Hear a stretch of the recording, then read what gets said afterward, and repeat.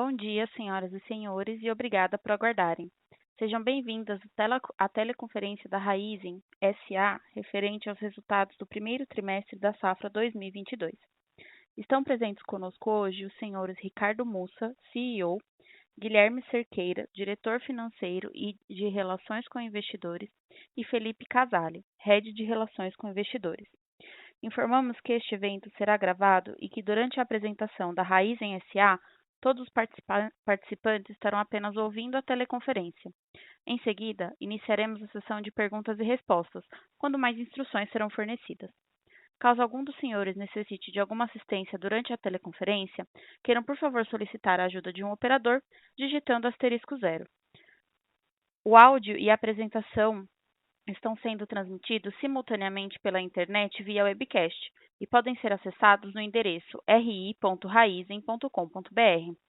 Antes de prosseguir, gostaríamos de esclarecer que eventuais declarações que possam ser feitas durante essa teleconferência, relativas às perspectivas de negócios da companhia, projeções e metas operacionais e financeiras, constituem-se crenças e premissas da diretoria da Raizen SA, bem como em informações atualmente disponíveis para a companhia. Considerações futuras não são garantia de desempenho, envolvem riscos, incertezas e premissas, pois se referem a eventos futuros e, portanto, dependem de circunstâncias que podem ou não ocorrer. As condições econômicas gerais, condições da indústria e outros fatores operacionais podem afetar os resultados futuros da empresa e podem conduzir a resultados que diferem materialmente daqueles expressos em tais considerações futuras. Agora, gostaria de passar a palavra ao Sr. Felipe Casale, head de Relações com Investidores. Por favor, Sr. Felipe Casale, pode prosseguir.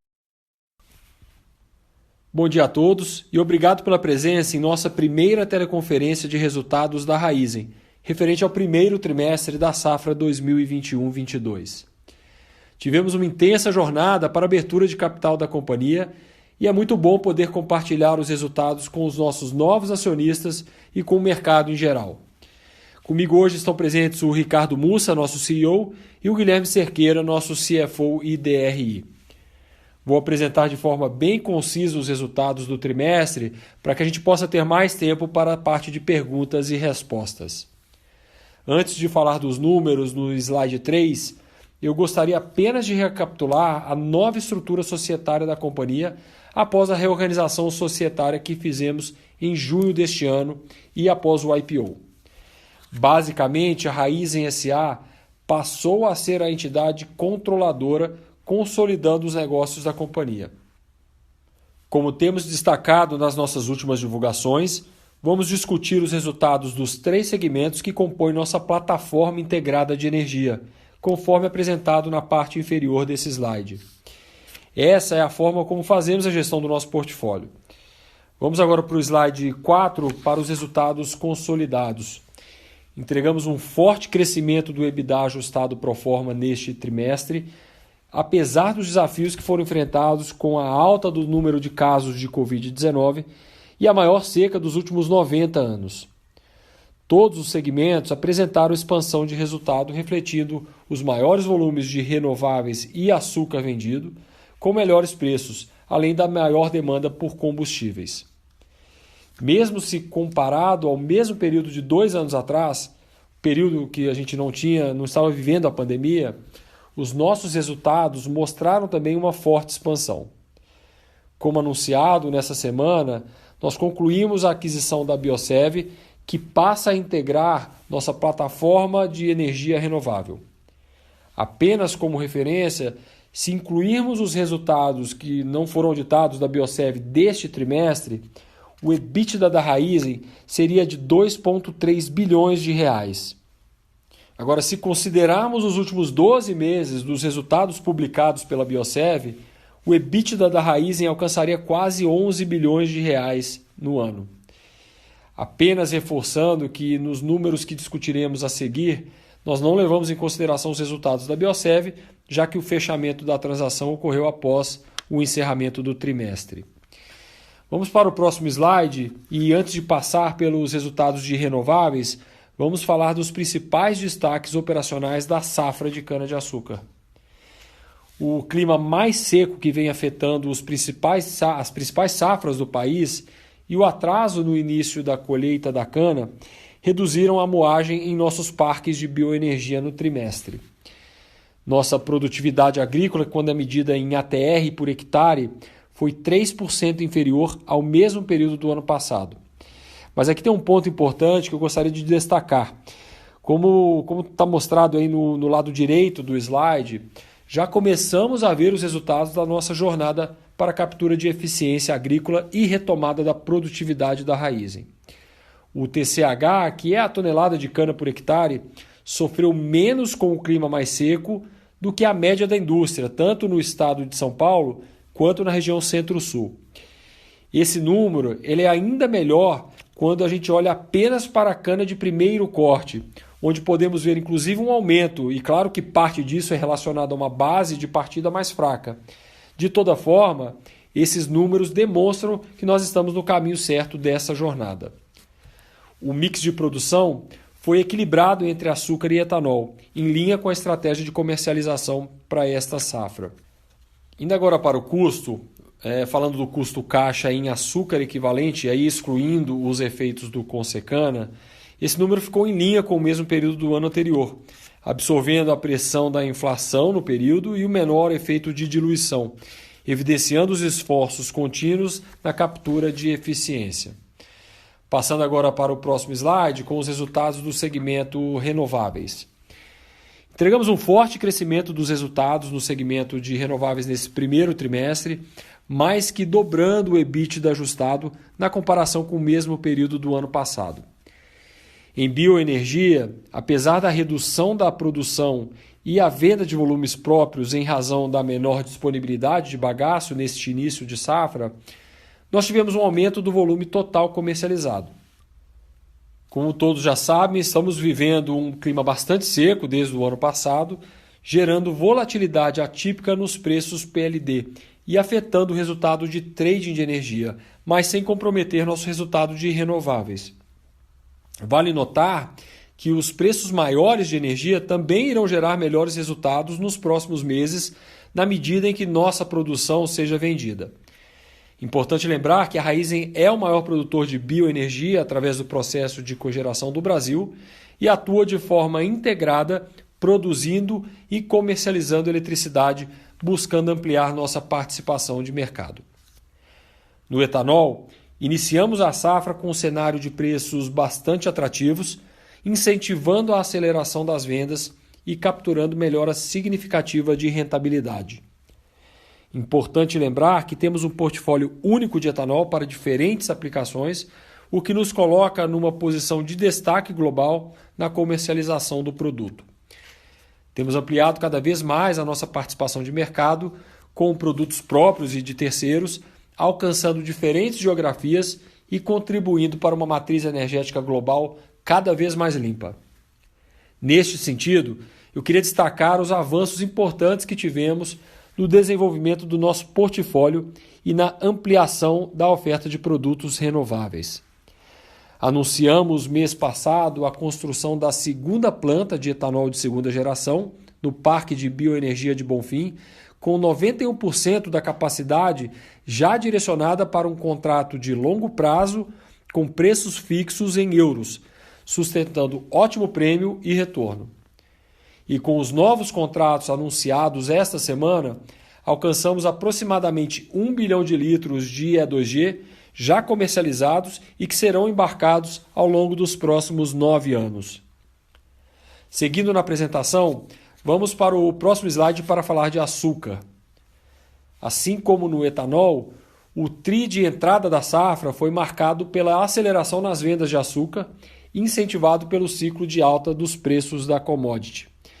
Seguimos ampliando também a nossa presença na cadeia de valor do açúcar, capturando volumes adicionais na operação de originação e entregando o nosso produto no destino final, maximizando a rentabilidade na comercialização.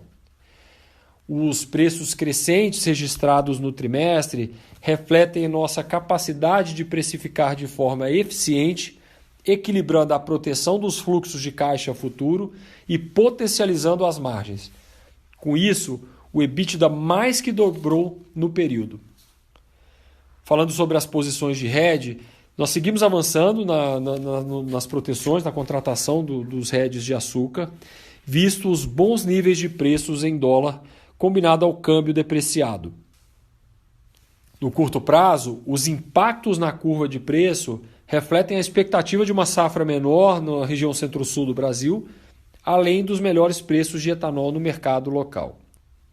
Já protegemos praticamente todo o açúcar a ser exportado da safra atual e para a próxima safra, 2022-23, travamos aproximadamente 80% do açúcar com preços 12% acima deste ano. Estamos avançando também nos hedges da safra 23 e 24, ainda com volumes menores, mas com preços que apontam para prêmios de quase 30% comparado à safra atual. Este horizonte de preços crescentes, em conjunto com a nossa jornada de redução de custos, evidencia um horizonte bastante favorável para a rentabilidade do segmento de açúcar para os próximos anos. Vamos para o próximo slide para discutir os resultados do segmento de marketing e serviços, abrangendo nossa plataforma de distribuição de combustíveis e proximidade no Brasil e na Argentina. A partir deste trimestre, estamos apresentando os resultados do segmento de uma forma consolidada, para melhor entendimento de como capturamos valor nessa plataforma integrada. O trimestre foi marcado pela retomada da demanda por combustíveis, apesar de ainda estarmos vivendo tempos difíceis em razão da pandemia. O forte crescimento do volume vendido total, tanto na comparação anual quanto trimestral, evidencia uma recuperação mais estrutural da demanda a patamares muito próximos dos níveis históricos pré-pandemia.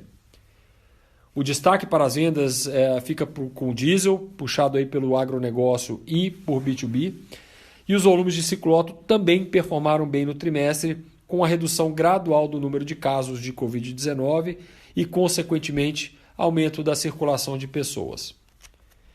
O EBITDA ajustado total do segmento atingiu 968 milhões de reais, revertendo as perdas do mesmo período do ano passado. Na comparação sequencial, a queda de 11% é justificada pelo menor ganho oriundo da nossa estratégia de suprimentos. Seguimos ampliando nossa base de clientes e capturando as oportunidades de mercado tanto no Brasil quanto na Argentina. Mais uma vez, ganhando participação de mercado com rentabilidade.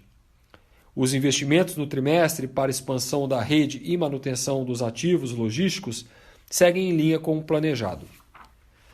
Antes de encerrar, algumas atualizações sobre o crescimento da nossa plataforma de marketing e serviços, que crescerá de forma orgânica e inorgânica nos próximos anos. Em proximidade, estamos acelerando a abertura de novas lojas. No Brasil foram 132 só nos últimos 12 meses, incluindo mais de 20 lojas OXXO com operações próprias. Com os bons resultados que temos visto, estamos animados para manter o pace de abertura de novas lojas. No Shellbox, nossa plataforma digital de pagamento e fidelidade, seguimos vendo um número crescente de transações, atingindo quase 4 milhões por mês, com mais de 70% dos postos urbanos habilitados. Em lubrificantes, anunciamos a aquisição das operações da Shell no Brasil, ampliando e complementando a nossa oferta de produtos e serviços aos nossos clientes com combustível e lubrificantes de qualidade. Por último, anunciamos essa semana nossa entrada no mercado paraguaio de combustíveis através da aquisição de uma rede que lidera o mercado com 350 postos de serviço, complementando ainda mais a plataforma de operações de marketing e serviços no Cone Sul. Bom, passando agora para o próximo slide com os resultados financeiros da Raízen. A dívida líquida da Raízen neste trimestre alcançou 16,2 bilhões de reais, afetado pelo maior consumo de caixa, que é usual neste período do ano, em razão da dinâmica de início de safra e construção de estoques, demonstrado no gráfico do lado direito do slide. Ainda assim, seguimos em rota de redução da alavancagem, que atingiu 2 vezes dívida líquida EBITDA ajustado. Seguindo a expectativa, o nível de endividamento para este ano de safra é abaixo deste patamar. Cabe lembrar que a Raízen é uma das poucas companhias brasileiras consideradas investment grade. Passando para o último slide, vamos trazer alguns destaques da nossa jornada ESG. Lançamos o nosso relatório anual de sustentabilidade e o portal ISD no mês de julho, trazendo um panorama completo das nossas iniciativas e visões para a sustentabilidade, não só dos nossos negócios, mas também de todos os nossos stakeholders. Outra importante iniciativa, fundamental para alinhamento e foco de todos na Raízen, é a inserção de um KPI ISD no scorecard, incluindo o volume evitado de emissões pelo nosso portfólio de produtos renováveis. No último mês, elegemos também 2 novas conselheiras independentes com experiências complementares aos nossos negócios e recebemos o reconhecimento da Women on Board, que certifica organizações que têm ao menos 2 mulheres em seus conselhos. Mais detalhes dessas e das diversas frentes ISD estão disponíveis no portal ISD, que pode ser acessado pelo nosso novo site de RI. Bom, cumprindo o prometido, encerro aqui a apresentação dos resultados e podemos passar agora para a sessão de perguntas e respostas. Muito obrigado. Senhoras e senhores, iniciaremos agora a sessão de perguntas e respostas para investidores e analistas. Para fazer uma pergunta, por favor, digitem *1. Se sua pergunta for respondida, você pode sair da fila digitando a tecla sustenido. Solicitamos a gentileza de tirar o fone do gancho ao efetuarem sua pergunta. Dessa forma, uma ótima qualidade de som será oferecida. Por favor, aguardem enquanto coletamos as perguntas. A primeira pergunta vem do senhor Tiago Duarte, do BTG Pactual. Pode prosseguir. Muito obrigado, bom dia a todos. Eu tenho 2 perguntas.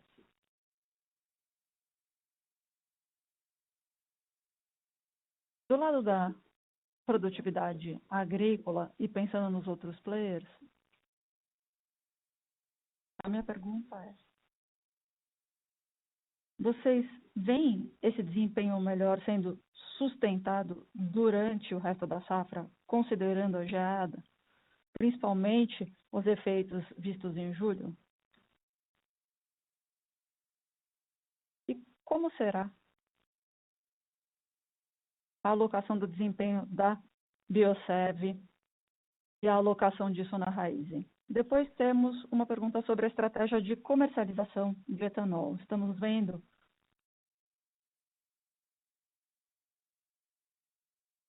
outros players vendendo no final do semestre do ano safra.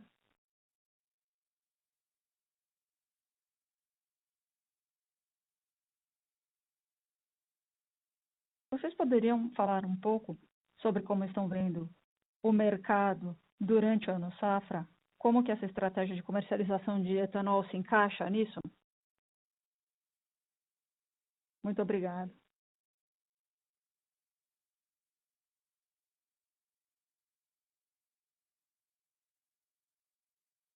Observamos também uma queda das margens. Temos uma troca aí de margem e concessão de participação de mercado. Obrigado, Thiago. Obrigado pela pergunta. A primeira pergunta, com relação à produtividade, sim, tivemos um desempenho extraordinário. Acho que estamos nos recuperando dos anos anteriores. Isso mostra que, pensando aqui na cana de primeiro corte, e se pensarmos nesses primeiros resultados, podemos ver o que vem por aí no resto do ano. Porque se o plantio for correto, podemos ver o que vamos obter agora nessa recuperação. Agora, é claro que, pensando no final do ano safra, a geada também vai nos afetar em comparação com o mercado, mas numa escala menor. Estou dizendo isso devido à localização do nosso portfólio e do parque de bioenergia. Então, nossos números vão estar um pouco mais baixos do que estamos vendo do lado de produtividade, um pouco abaixo de 4%, ou seja, vamos ter um impacto um pouco maior devido à geada, mas muito melhor do que o que estamos vendo no mercado. Então, vamos sustentar essa diferença até o final desse ano. Agora, para os próximos anos, você pode ver que o plantio está indo bem esse ano, então vamos ver uma redução da diferença entre nós e o mercado. Temos uma perspectiva bastante positiva. Com relação à pergunta sobre a Biosev, ela já teve um desempenho melhor do que a Raizen numa base comparável. Ela foi mais afetada do que a Raizen, mas não tão afetada quanto o mercado. Então, tivemos uma vantagem na Raizen de ter uma capacidade ociosa para fazer a moagem. Então, quando a geada aconteceu, nós fomos menos afetados, porque conseguimos ter uma moagem melhor e não sofremos os danos totais causados pela geada. Essa é uma grande vantagem do nosso lado, ter essa capacidade ociosa maior do que a do mercado. Essa capacidade adicional. Temos visto altos preços durante a safra, estamos vendo uma recuperação, o segmento de exportação está muito forte, então o que estamos vendo aqui em termos de estoque, não se esqueça, Thiago, que somos muito fortes com relação à exportação. Temos contatos excelentes com relação à exportação. Temos tido algumas questões na entre-safra com relação ao preço do etanol, vamos ter que trabalhar. Precisamos prestar atenção, senão não teremos etanol suficiente no entre-safra. Existem importações de potencial, vai depender do preço do milho nos Estados Unidos, para garantirmos a disponibilidade de exportação. Estamos avaliando isso muito proximamente. A diferença é que o segmento de exportação esse ano ainda está muito, muito forte. Com relação à participação de mercado e à rentabilidade, temos muita consistência do nosso lado, estamos aumentando a nossa participação de mercado consistentemente ano a ano, isso não mudou. Normalmente, no primeiro e segundo TRI, temos margens mais baixas do que no terceiro e no quarto TRI, na Raizen. Isso tem a ver com a dinâmica do mercado de etanol. O etanol tem mais impacto do que outros segmentos. Agora, pensando no final do ano safra, vamos ter menos disponibilidade de etanol. Então, as margens devem aumentar, como acontece normalmente nos resultados da Raizen. Não estamos surpresos com o que estamos vendo agora. Margens fortes, a demanda está se recuperando no mercado, então temos uma perspectiva positiva para os próximos 3 TRIs. Ok? Só mais uma última pergunta com relação à exportação de etanol. Vocês podem divulgar quanto dessa venda de etanol vai para exportação?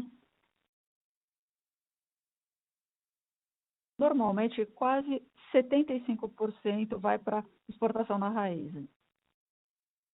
Nós temos alguns benefícios tributários.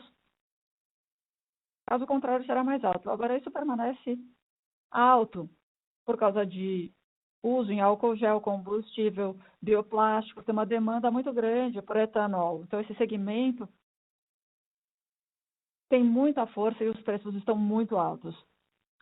Se tivéssemos ainda mais produção aqui, estaríamos exportando ainda mais. Só não é 100% devido aos incentivos fiscais que temos aqui localmente. Perfeito, muito obrigado, Mussa.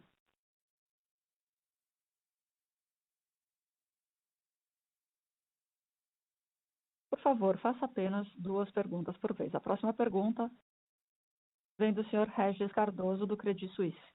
Pode prosseguir. Olá a todos, obrigado por responder a minha pergunta.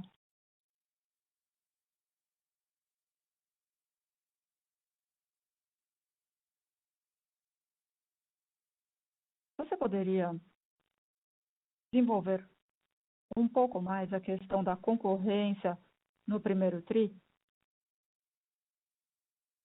Porque houve uma diferença grande entre os players.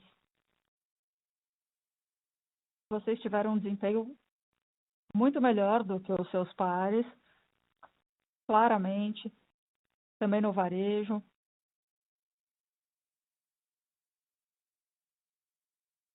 Em termos de participação de mercado e margem. E a margem foi uma parte muito importante. Na sua opinião, houve alguma área específica que explicaria as margens mais baixas no segundo TRI? Perdas? Ou foi mais uma dinâmica de concorrência? E como que vocês conseguiram ser menos afetados? Essa seria a minha primeira pergunta. A segunda pergunta, sobre etanol, com relação às exportações, vocês tiveram uma boa produtividade, uma boa realização, que provavelmente tem mais a ver com exportações. Essas exportações, quais são os tipos de mercados que têm tido mais demanda por etanol? Você acha que a descarbonização, toda essa questão de ESG, teve um impacto nas exportações? Etanol hídrico vindo do Brasil. Muito obrigada. Obrigado, Regis. Ótimas perguntas. Primeiro, com relação à nossa operação de marketing e serviços, nós não mudamos a fórmula e temos tido grande consistência. Trabalhamos muito proximamente com a nossa equipe de varejo. O Shell Box tem tido um desempenho sensacional e agora estamos conseguindo dar mais uma ferramenta para os varejistas para fazerem marketing, outros tipos de coisa. Então, estamos muito felizes com essa plataforma digital Shell Box. Com relação a importações do lado de trading, isso também está ajudando. Muitos players, muitas traders acabaram saindo do mercado no Brasil.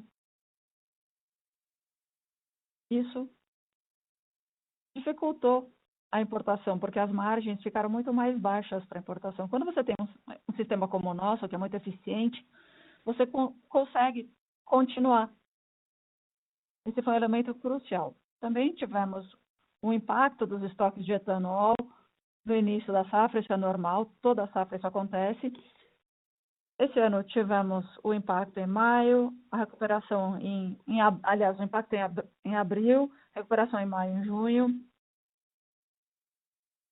E com relação à participação de mercado, estamos aproveitando o benefício de ter um sistema muito consistente.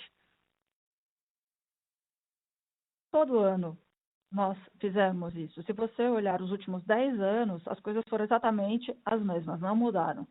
Com relação ao etanol, com relação aos mercados, eu acho que o que está mudando agora, é claro que ESG está exercendo um papel, sim, mas não tanto quanto as pessoas acham. Nós tivemos uma demanda não relacionada a combustíveis, bioplásticos, bebidas, químicos, várias áreas de especialidade, vários players que querem ter contratos de mais longo prazo. Uma coisa que ficou muito clara é que o aspecto de sustentabilidade, mesmo com relação ao açúcar, nós falamos do certificado Bom Sucra para Açúcar, a rastreabilidade certificada do etanol se tornou uma parte muito importante. E os prêmios que estamos obtendo por ter isso na nossa carteira estão pagando muito mais do que antes. Essa é uma grande diferença com relação aos anos anteriores. Eu acho que o mercado está indo cada vez mais em direção ao aspecto da sustentabilidade. Então, o Bom Sucre foi um exemplo muito importante. Nunca tivemos tanta demanda por certificados e um prêmio tão alto quanto tivemos. Mas a principal diferença, Regis, é que o mercado de não combustíveis foi realmente impressionante. Então, se você quiser a minha opinião, acho que tem muitas empresas buscando a redução da produção bruta e isso está sendo oferecido para outros produtos, como químicos. Eles estão tendo que depender de produtos novos, não para combustível, outros tipos de químicos. No geral, temos clientes que não estão associados ao preço da gasolina. Não podemos divulgar o quanto, isso é confidencial, é estratégico para nós, mas é sem dúvida uma tendência. Ok. Muito obrigado, Mussa. Posso fazer só mais uma pergunta com relação à segunda parte da sua resposta? É interessante ver o desenvolvimento de outros mercados e a demanda por etanol. Minha pergunta seria, para esses mercados, vocês concorrem diretamente com os preços de etanol que vemos nos Estados Unidos? Ou existe alguma diferença com relação às certificações, os graus, a pureza, algum tipo de prêmio? E só mais uma última pergunta rápida com relação à Argentina.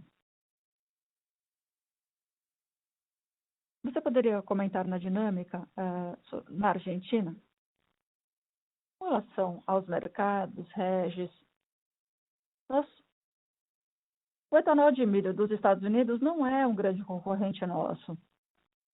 Eles têm uma demanda muito grande, local, e o Brasil tem sido um canal de saída para o mercado americano. Em alguns lugares, como a Europa, por exemplo, o etanol de milho na Europa não tem a mesma presença que o etanol de cana-de-açúcar do Brasil. Então, temos uma vantagem clara em termos de emissões de CO2. Lugares como o Japão, por exemplo, se pensarmos na Ásia, nos últimos 2 anos, os Estados Unidos progrediram, mas agora há um debate se esse é o caso mesmo, porque o etanol de milho tem muito gás de xisto embutido.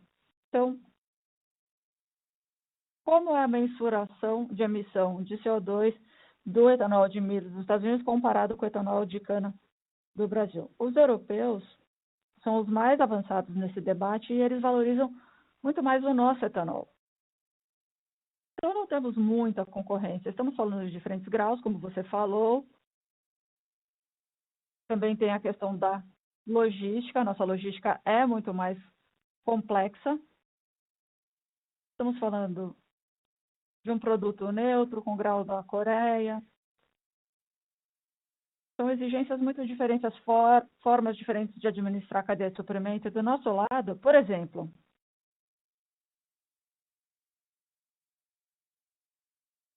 usamos a mesma embarcação que usamos para diesel. Levamos etanol para a Califórnia, utilizamos também para levar etanol para a Colômbia. Essa é uma vantagem que temos por sermos um player integrado. A segunda pergunta com relação à Argentina. A Argentina é um mercado onde temos crescido organicamente. Então, se você pensar no que temos feito em termos de participação de mercado, tivemos a participação de mercado recorde nos últimos 100 anos. Estamos na Argentina há 100 anos com a marca Shell, e esse foi um ano recorde em termos de participação de mercado, em termos de conversão e até abertura de sites novos. Então, foi um crescimento orgânico na Argentina. Também estamos vendo margens muito boas no mercado, porque as margens na Argentina têm estado estáveis. É um mercado onde as margens são muito mais altas do que as do Brasil. A moeda é mais forte. Então, as margens são melhores. O mercado argentino opera em dólares americanos. Então, essa é a moeda funcional.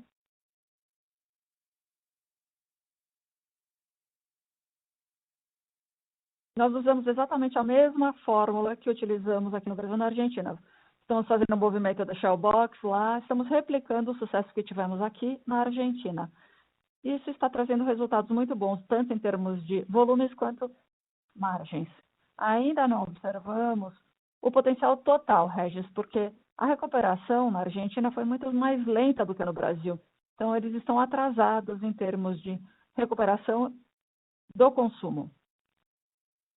Mas isso está acontecendo e teremos resultados melhores. Só para concluir, Regis,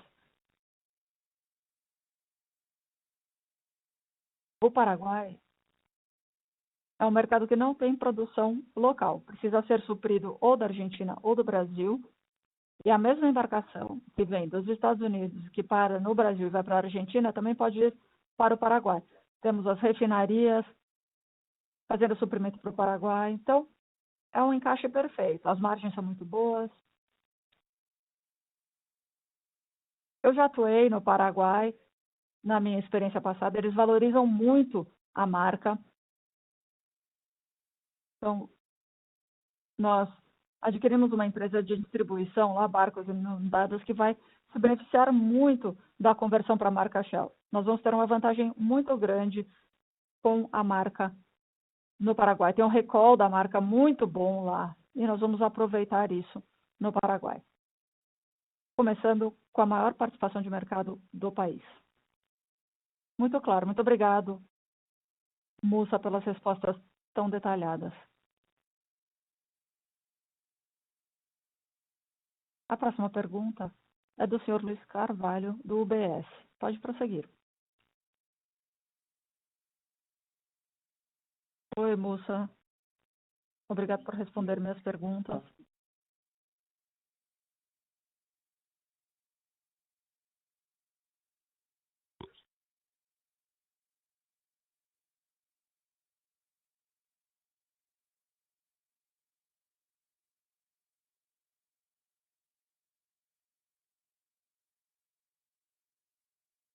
Você poderia falar sobre as provisões para os postos? Parece ter muita concorrência.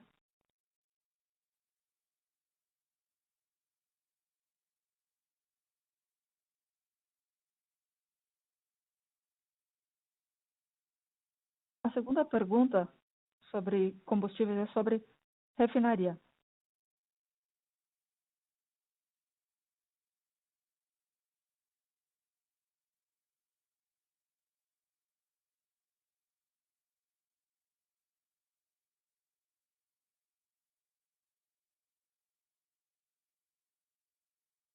Gostaria de entender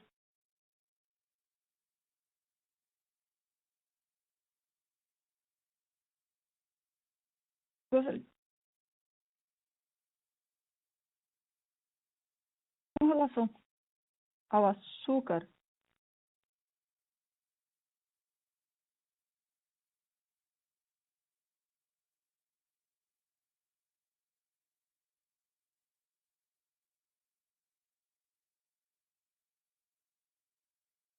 Vocês vão chegar mais perto do consumidor final, integrar e verticalizar. Gostaria de entender como os resultados desse TRI estão indo nessa direção e como serão as coisas daqui para frente. Obrigada. Muito obrigado, Luiz.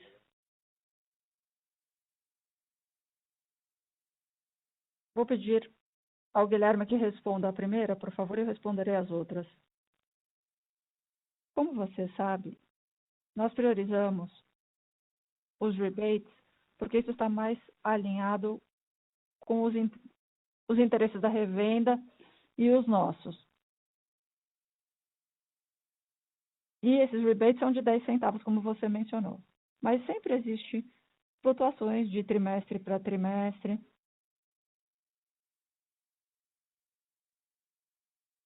Mas os rebates têm uma dimensão que são melhores, tanto para o negócio quanto para a revenda. Mas muito mais baixo do que os 10%, Luiz. Do que os 10 centavos. Com relação à sua pergunta sobre a refinaria, só para deixar claro, a refinaria não é um ativo estratégico para a Raízen. Então, nós não precisamos ter uma refinaria aqui no Brasil para estender a nossa estratégia de serviços e marketing. Quando pensamos no sistema de refinaria do Brasil, nós temos um nível de paridade de importação para combustíveis e de exportação para brutos. Então, se você tiver uma refinaria no Brasil, você vai sempre ter uma enorme dependência na posição short dos players locais. Então, se nós somos grandes consumidores do produto da refinaria, então poder importar com a infraestrutura que nós temos nos permitirá negociar com qualquer um que tenha a refinaria aqui no Brasil. Poderemos negociar bons preços e bons contratos, porque a outra alternativa para qualquer proprietário de refinaria aqui no Brasil seria exportar, e aí eles precisam passar para a paridade de preços para exportação. É claro que quando participamos da licitação, vemos isso como uma boa oportunidade. Não podemos divulgar, é claro, a nossa estratégia sobre como vamos abordar essa oportunidade, mas vemos sim uma boa oportunidade de participar dessa licitação, talvez não como participante só para o ativo, mas num formato diferente. É só isso que eu posso te dizer pelo momento. A mensagem importante é que é bom que a Petrobras esteja fazendo o desinvestimento nessa refinaria, isso é muito bom para o mercado, e é bom principalmente para a Raízen. Nós vemos muitos aspectos positivos nessa tendência de mudança, e já estamos vendo isso com vários ativos. Isso vai ser muito bom para todos, esse comprometimento nessa escala.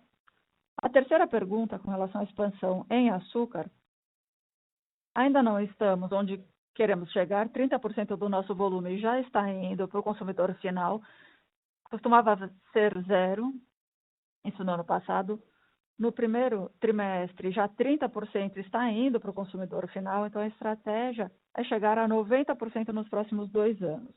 É claro que no início, quando você faz isso, nós estamos gerando mais valor, mas não tanto quanto geraremos daqui a 2, 3 anos. Porque para ganhar esse mercado, no princípio, você tem que abrir mão de margem. Mas os nossos preços estão melhorando, estamos fazendo dinheiro, não podemos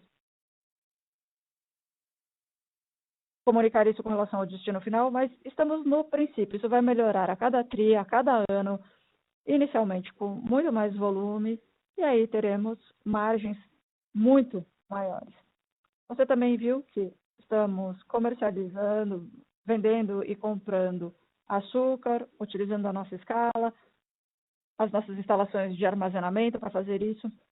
E com relação à Biosev, também temos um grande potencial de melhoria, porque a Biosev, se você olhar para o portfólio de açúcar deles hoje, parece com o nosso 3 ou 4 anos atrás. Eles não têm capacidade de armazenamento suficiente, precisamos investir nisso para termos preços melhores, mas eles têm uma vantagem. Eles têm menos hedging do que nós tínhamos. Então, pensando nos próximos 2 anos, teremos margens muito maiores do que temos agora na carteira da Biosev, porque eles não estão tão protegidos quanto nós estávamos. Isso foi sorte, porque nós acreditamos na nossa estratégia de hedging, mas isso agrega muito à carteira. Então, a nossa estratégia está no caminho certo, 30% indo aos destinos finais, e daqui a 2 anos isso deve chegar a 90%, indo direto para o consumidor final. Muito obrigada. Luiz, aqui é o Felipe. Eu queria apenas complementar a primeira resposta sobre o rebate. O modelo de rebate para nós também é uma parte de alocação de capital da estratégia, porque, afinal de contas, em termos de retornos, ao melhorarmos o modelo de rebate, também melhoramos os retornos. Isso traz um alinhamento melhor entre os distribuidores e a revenda. Então, tentamos implementar esse tipo de contrato cada vez mais e, quando o volume crescer, essa linha de rebate também vai melhorar. Eu queria só fazer esse complemento.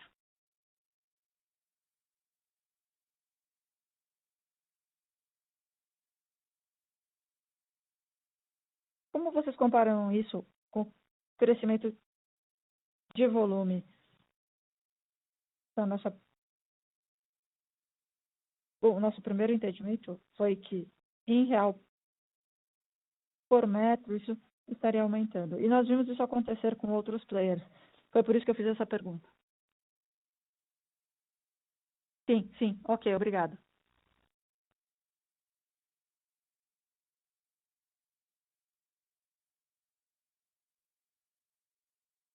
Se tiver uma pergunta, por favor, digite *1 e faça, por favor, 1 ou 2 perguntas por vez. Por favor, aguardem enquanto coletamos as perguntas.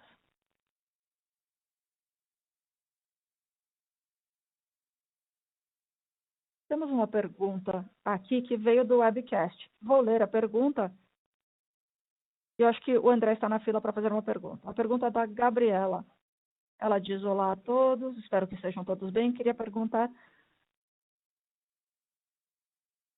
se vocês ainda estão tendo o prêmio pelo E2G. Obrigada, Gabriela. Sim, ainda estamos vendo esse prêmio. Inclusive, no contrato que já assinamos e pensando no que estamos recebendo agora, temos prêmios até mais altos do que tínhamos inicialmente. Então, nós não nos arrependemos disso, porque assinamos contratos de longo prazo, mas os contratos que estão sendo discutidos atualmente têm prêmios consideravelmente mais altos do que os iniciais. Então, não houve nenhuma mudança. Na Europa, existe esse debate de RED 2 e RED 3, isso está indo adiante e isso tem aumentado a demanda e os prêmios. Então, estamos trabalhando com uma base de escassez, temos menos produtos do que o mercado quer, é por isso que a conversa na Raizen agora é como acelerar a construção de um plano para capturar isso de forma melhor, com preços melhores. Mas os prêmios estão melhorando e não piorando.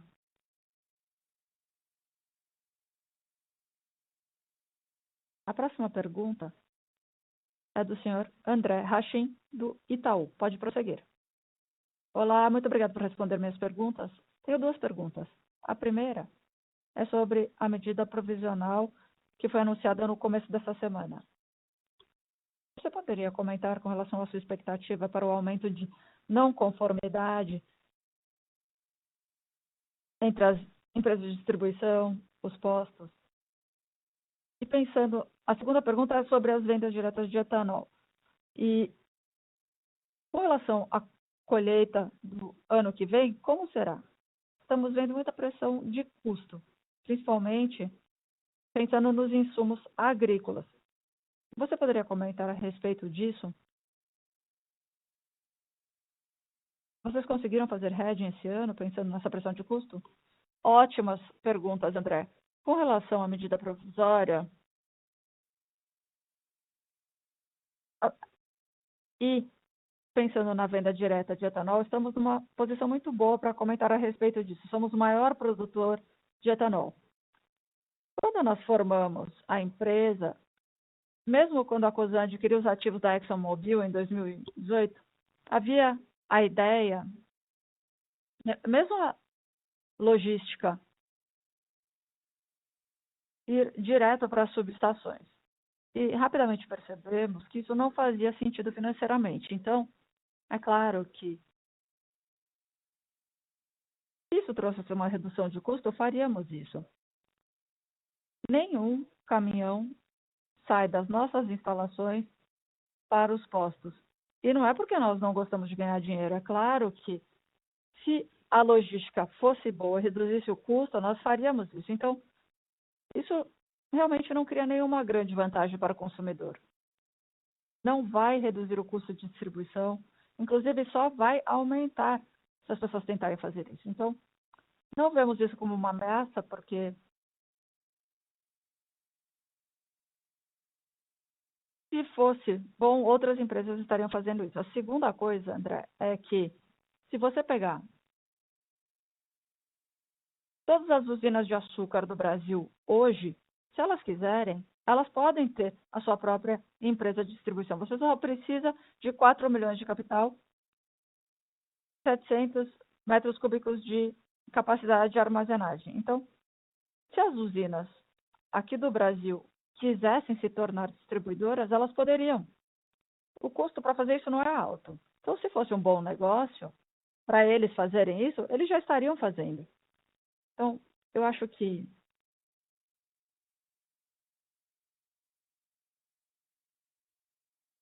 em algumas situações no Nordeste do Brasil, as coisas mudarão um pouco com relação ao que está acontecendo hoje, mas, em última análise, isso não será relevante. Nem entendemos o propósito disso. Para o governo, na minha opinião, criar uma empresa de distribuição faz sentido para o órgão regulatório, para eles terem os mesmos padrões, as mesmas normas para todas. Mas não é uma grande mudança, não é realmente algo que seja muito relevante para nós. Com relação à marca, é uma loucura, né? Mas só para entender o que acontece. Nós temos dois modelos. Antes da medida provisória, você tem um modelo de uma empresa como a nossa que tem a marca, você vai para o varejo e diz, olha, se você quiser usar a minha marca, você vai ter exclusividade para vender o meu combustível, porque eu preciso garantir a qualidade. E aí você tem outro tipo de varejista, que não quer ter nenhuma marca, eles têm marca própria e podem comprar de todos. Agora o governo implementou uma terceira alternativa, que é, se você quiser, você pode dar a marca para o varejista e permitir que ele use outros produtos. É claro que nós não vamos fazer isso, não faz o menor sentido fazer isso. Então, na realidade, o contrato vai prevalecer, a relação entre o varejista e a distribuição vai permanecer, isso não vai mudar nada, teve impacto zero, cria muitas discussões, muitos dilemas, mas em termos práticos, eu não acredito que ninguém vá abrir mão da marca e permitir que a pessoa venda outros produtos. Não sei nem se isso é legal, porque você está enganando o consumidor. Mas em termos práticos, isso não vai mudar nada. Então, essas duas coisas causam muito ruído, mas em termos práticos, é claro que demora, porque você tem que discutir, ir na ANB, falar sobre isso, mas não é relevante para os nossos negócios. O nível de custo, Guilherme, você poderia falar sobre isso? Oi, André. Sim, temos a pressão da inflação, todo o país está vendo isso, mas nós temos eficiências, temos muita eficiência a ser capturada ainda, e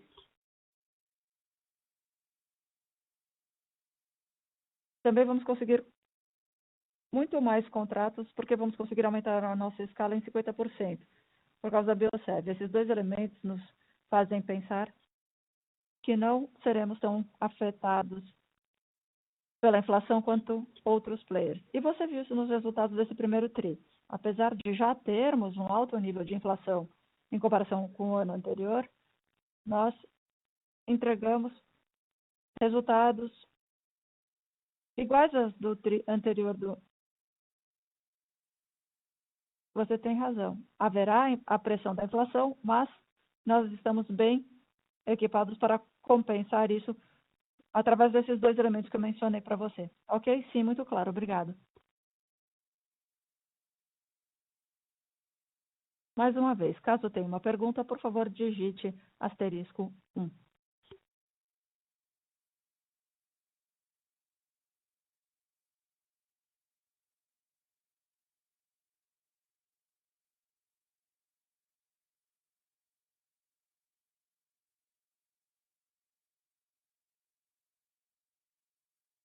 Encerramos nesse momento a sessão de perguntas e respostas. Gostaria de passar a palavra ao Ricardo Mussa para considerações finais. Muito obrigado a todos.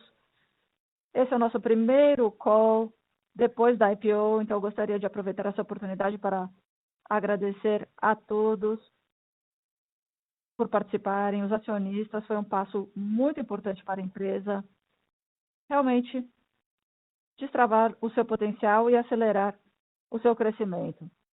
Nós engajamos tantos investidores, temos uma base de investidores fantástica na Raizen agora, o que nos trouxe mais governança, mais transparência, mais do que tudo, agora vamos atender às expectativas e entregar o crescimento que todos têm falado. Obrigado também a toda a equipe da Raizen, uma equipe sensacional, e agora chegou a hora de entregarmos tudo aquilo que falamos durante o IPO. E vamos entregar, podem acreditar. Muito obrigado a todos.